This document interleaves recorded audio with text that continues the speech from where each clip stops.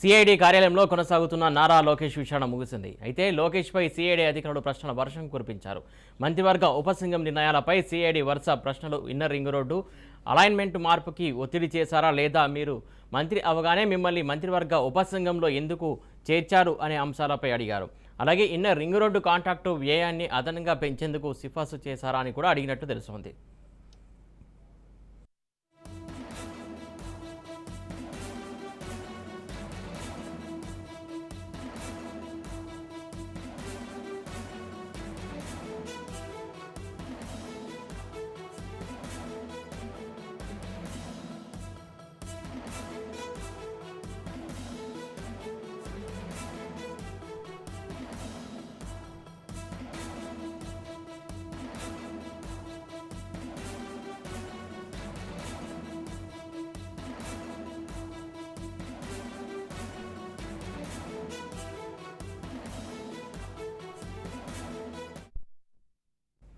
CID కార్యాలయంలో కొనసాగుతున్న నారా లోకేష్ విచారణ ముగిసింది. అయితే లోకేష్పై సిఐడి అధికారులు ప్రశ్నల వర్షం కురిపించారు. మంత్రివర్గ ఉపసంఘం నిర్ణయాలపై సిఐడి వరుస ప్రశ్నలు సంధించినట్టు తెలుస్తుంది. ఇన్నర్ రింగ్ రోడ్డు అలైన్మెంట్ మార్పుకి ఒత్తిడి చేశారా లేదా మీరు అనేది మంత్రివర్గంలో ఉన్నప్పుడు ఈ ప్రశ్నలకు సంబంధించినటువంటి సమాధానాల కోసం సిఐడి అధికారులు ప్రశ్నలు సంధించినట్టు తెలుస్తుంది. దీనికి సంబంధించి తాజా అప్డేట్స్ మా కరెస్పాండెంట్ గాలిబ్ ఇవ్వడానికి సిద్ధంగా ఉన్నారు. గాలిబ్, చెప్పండి.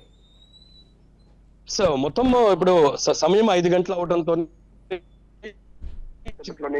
లోకేష్ రెండో రోజు విచారణ పూర్తి చేసుకుని బయటికి రాబోతున్నారు. అంటే ఉదయం 10 గంటలకి నుంచి కూడా సాయంత్రం 5 గంటల వరకు కూడా విచారణ జరిగింది. మధ్యాహ్నం 1:30 నుంచి 2:30 వరకు కూడా లోకేష్ లంచ్ బ్రేక్ ఇచ్చారు. ఆ తర్వాత మరోసారి విచారణను కొనసాగించడం జరిగింది. ప్రధానంగా ఈ రోజు చాలా కీలకమైన అంశాలకు సంబంధించి ఇన్నర్ రింగ్ రోడ్డు అలాంటి విషయంలోని కొన్ని ప్రశ్నలు సిఐడి అధికారులు లోకేష్ కి సంధించినట్లుగా తెలుస్తుంది. ప్రధానంగా లోకేష్ మంత్రిగా బాధ్యతలు చేపట్టిన తర్వాత మంత్రివర్గ ఉపసంఘంలోకి మెంబర్ గా ఎలా వచ్చారు, ఆ తర్వాత మంత్రివర్గ ఉపసంఘంపై ఒత్తిడి ఏమైనా చేశారా?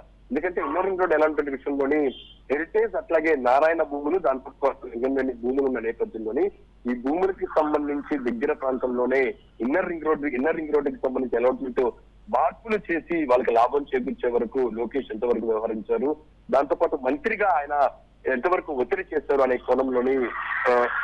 కోణంలోని లోకేష్ ను సిఐడి అధికారులు విచారించినట్టు తెలుస్తుంది. ఇంకా దాంతో పాటు ఇన్నర్ రింగ్ రోడ్డుకి సంబంధించిన నిర్మాణం విషయంలోని భూసేకరణకు సంబంధించిన పరిహారాన్ని భారీగా పెంచారు. అది పెంచడానికి గల కారణం ఏంది, దాంతో పాటు 2010 కోట్ల రూపాయల వరకు కూడా పరిహారం ఇంతవరకు పెంచడానికి మీ పాత్ర ఎంతవరకు ఉంది అనే కోణంలో మాత్రం లోకేష్ ను సిఐడి అధికారులు విచారించడం తెలుస్తుంది. మొత్తం నిన్న చూసినట్టయితే 30 ప్రశ్నలతో కూడిన విచారణ జరిగితే ఈ రోజు దాదాపు 50 ప్రశ్నలతో కూడిన విచారణ జరిగినట్టు తెలుస్తుంది. నిన్న లోకేష్ కి సంబంధించి అంటే మంత్రిగా బాధ్యతలు చేపట్టక ముందు హెరిటేజ్ కి సంబంధించిన సంస్థలోని ఏ హోదాలో పనిచేశారు, హెరిటేజ్ భూములకి సంబంధించి దాదాపు కంటేరులో 9 ఎకరాలకు సంబంధించిన భూములు కొనుగోలు చేశారు అనేది మాత్రం ప్రధాన ఆరోపణ ఉన్న నేపథ్యంలో ఆ భూములకు సంబంధించిన కొనుగోలు వ్యవహారాలు విధంగా జరిగాయి. ఆ ఇన్నర్ రింగ్ రోడ్డుకి సంబంధించిన అలైన్మెంట్ ఏ ప్రాంతం నుంచి వస్తుంది అనే దానిపై కూడా పూర్తిగా డిజైన్స్ తెలిసి అందుకు సంబంధించిన నిర్మాణాలు ఎక్కడ చేపడతారని తెలిసి అక్కడ భూములు కొనుగోలు చేశారా? అప్పుడు మీరు మంత్రిగా లేనప్పుడు ఈ ప్రభుత్వానికి సంబంధించిన సమాచారాన్ని మీకు బయటికి ఎవరు వచ్చింది, అంటే ఇన్నర్ రింగ్ రోడ్డుకి సంబంధించిన నిర్మాణాలు ఎక్కడెక్కడ చేపట్టబోతున్నాం, ఏ ప్రాంతం నుంచి వస్తున్నాయి, ఏ ప్రాంతం నుంచి వెళుతున్నాయి, అందుకు సంబంధించిన భూములు ఎక్కడ కొనుగోలు చేయాలి అనే దానిపై కూడా సమాచారాన్ని మీకు ప్రభుత్వం నుంచి ఎవరు ఇచ్చారు అనే కోణంలో కూడా నిన్న సిఐడి అధికారులు లోకేష్ విచారించినట్లుగా తెలుస్తుంది. ఇందుకు సంబంధించి లోకేష్ కూడా పూర్తిగా తాను సమాధానం చెప్పాను, తాను హెరిటేజ్ లోనే తన పాత్ర ఏంది, తాను ఏమేమి పదవులు అందించారని దానిపై కూడా గూగుల్లో సెర్చ్ చేస్తే తెలుస్తాయి. అలాంటి చిన్న వాటికి పిలిచి తన సమయాన్ని వృధా చేస్తున్నారు. ఇన్నర్ రింగ్ రోడ్డుకి సంబంధించిన కేసులో నిర్మాణమే ఎక్కడ జరగలేదు, అందుకు సంబంధించి అవినీతి ఎక్కడ జరిగింది అనే కోణంలో కూడా లోకేష్ బయటికి వచ్చి సిఐడి అధికారులు. కానీ గాలిబ్, ఇక్కడ ముఖ్యంగా ఒకటి చూసుకున్నట్టయితే లింగమనేనికి సంబంధించినటువంటి ఇల్లు ఉచితంగా ఇచ్చారు కదా, మీకు క్విడ్ ప్రో కింద అనేది ఒక క్వశ్చన్ కూడా సంధించినట్టు తెలిసింది. దానికి సమాధానం ఏమొచ్చింది, అసలు ఏంటి?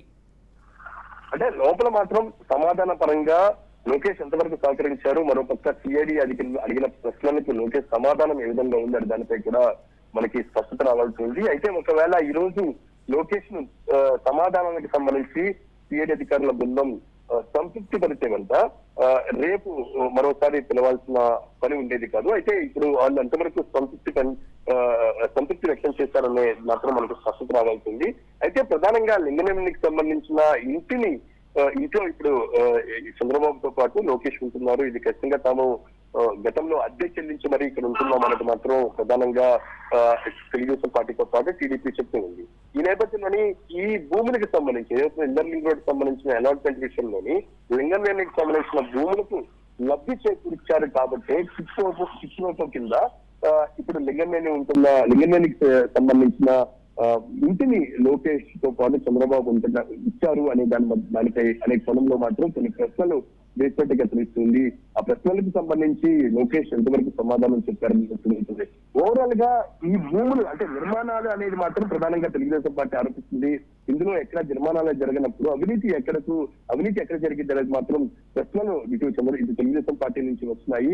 అయితే ఇందుకు సంబంధించిన నిర్మాణాల జరగకముందే అలాట్మెంట్ జరగకముందే ఆ భూసేకరణ జరిగింది. ఆ భూసేకరణకు సంబంధించి కూడా కానీ గాలిం ఏదైతే ఇన్నర్ రింగ్ రోడ్కి సంబంధించి అలైన్మెంట్ మార్పుకు సంబంధించి వచ్చినటువంటి సమస్య. అలైన్మెంట్స్ అంటే ఎక్కడైనా ఏ ప్రాతిపదికైనా అలైన్మెంట్ మార్పులు చెరుపులు గతంలో మనం చూడలేదు, ఎక్కడ జరగలేవు ఇలాంటివి అక్కడ ఉన్నటువంటి పరిస్థితుల ప్రకారం?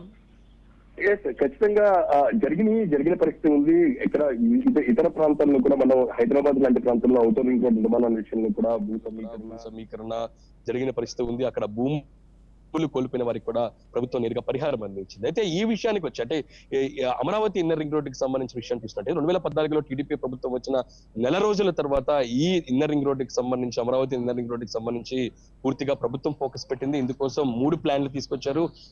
ఏదైతే ఉందో ఇటు చంద్రబాబుకు సంబంధించిన అన్వయాలు కావచ్చు, హెరిటేజ్ సంబంధించిన భూములకు లబ్ధి చేకూరే దిశగా కూడా ఇన్నర్ రింగ్ రోడ్డుకి సంబంధించిన అలాట్మెంట్ మార్పులు చేశారు అనేది మాత్రం ప్రధానంగా సిఐడి ఆరోపణ.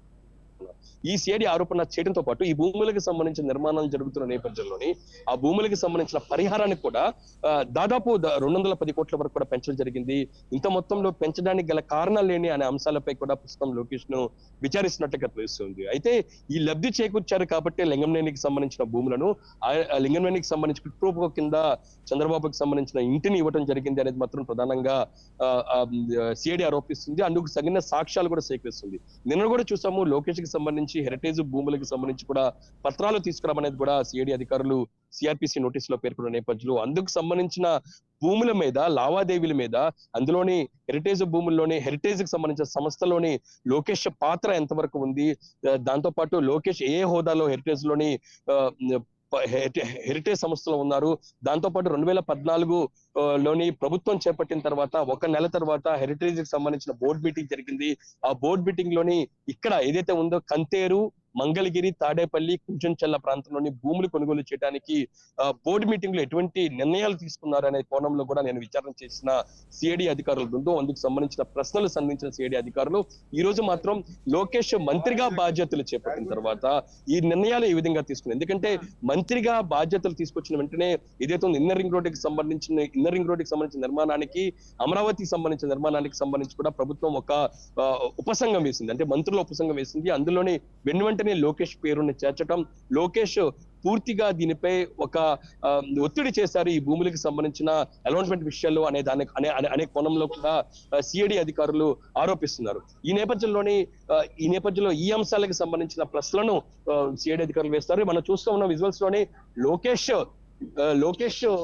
సంబంధించి విచారణ ముగిసినట్లుగా తెలుస్తుంది. లోకేష్ బయటకు వస్తున్న విజువల్స్ స్పష్టంగా చూసుకోవచ్చు. తెలుగుదేశం పార్టీ శ్రేణులు, తెలుగుదేశం పార్టీకి సంబంధించిన కార్యకర్తలందరూ కూడా ఆయనకు స్వాగతం పలుకుతున్నారు. ప్రధానంగా చూసినట్టయితే 2వ రోజు ఇన్నర్ రింగ్ రోడ్డుకి సంబంధించిన కేసులోని 2వ రోజు మొత్తం 30 నుంచి 50 ప్రశ్నలతో కూడిన ప్రశ్నాపత్రం నిన్న తొలి రోజు ప్రశ్నించిన సిఐడి అధికారుల బృందం 2వ రోజు కూడా రావడానికి కూడా 41 సిఆర్పిసి నోటీసులు ఇచ్చింది. ఇతరులలో లోకేష్ అంటే ఇప్పుడు మీడియా తోటి మాట్లాడడం కానీ అలాంటిది ఏమైనా లోకేష్ అలాంటిది ఏమైనా చేస్తారు? అలాంటి ఇన్ఫర్మేషన్ ఏమైనా ఉందా మీ దగ్గర? ఆయన మాట్లాడబోతున్నారు.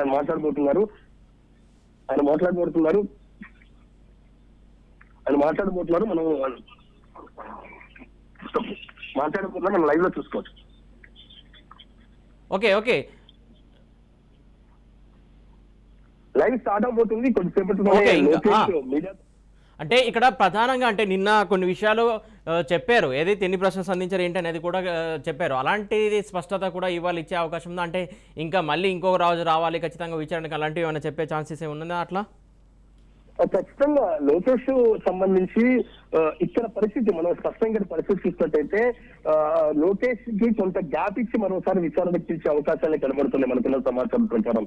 ఎందుకంటే ఈ రోజు నిన్న పూర్తి స్థాయిలో విచారించిన సిఐడి అధికారుల బృందము ఈ రోజుకి సంబంధించి కీలకమైన అంశాలు లోకేష్ మంత్రిగా ఉన్న సమయంలో వివరించిన అంశాలతో పాటు ఈ భూముల కొనుగోలుకు సంబంధించి ఈ భూముల వైపు నుంచి కూడా ఇన్నర్ రింగ్ రోడ్డుకి సంబంధించి అలాట్మెంట్ ఏ విధంగా జరిగిందనే కోణంలో విచారించిన అధికారులు మరోసారి పిలుస్తారా లేదా అనేది కూడా ఇంకా స్పష్టత రాలేదు.